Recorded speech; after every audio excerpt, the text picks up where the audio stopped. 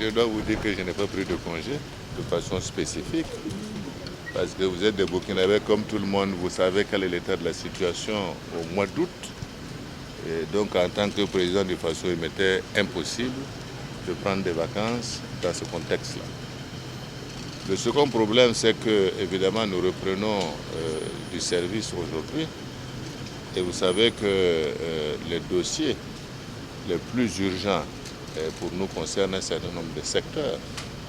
D'abord, nous devons recadrer toutes les questions qui concernent la préparation du budget 2022 qu'il nous faut soumettre très bientôt à l'Assemblée nationale.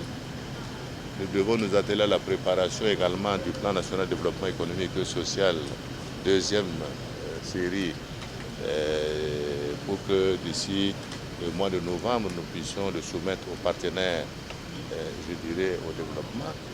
Nous devons nous préoccuper également des problèmes quotidiens des Burkinabés, notamment toutes les questions qui concernent la vie chère, les questions également des logements sociaux et de la terre, comme vous savez, qui sont des questions qui amènent des gorges chaudes, mais dont nous avons la responsabilité de rechercher l'ensemble des solutions. Et je voudrais dire donc que toutes les questions, en tout cas, qui relèvent également de ces préoccupations, qui sont des préoccupations de prise en charge au niveau sanitaire, au niveau du Covid, au niveau de tous les secteurs, de l'eau. Bon, ce sont des questions que nous allons aborder, parce que vous n'êtes pas sans savoir aussi qu'il y a des barrages qui, compte tenu de la pluviométrie dans la zone, qui ont été parfois exceptionnelles, ont cédé, et que c'est des préoccupations également qui concernent un certain nombre de personnes.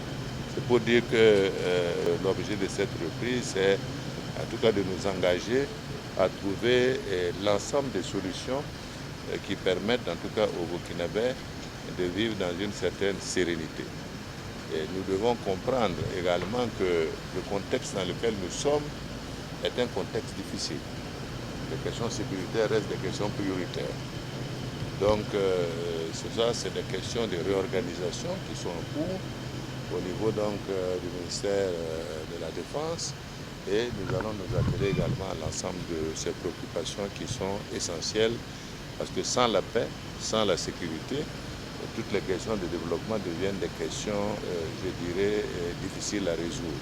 Je ne serai pas exhaustif sur l'ensemble des questions, mais je pense que ça, ce sont les préoccupations qui me semblent essentielles dans le cadre donc, de la reprise de nos travaux.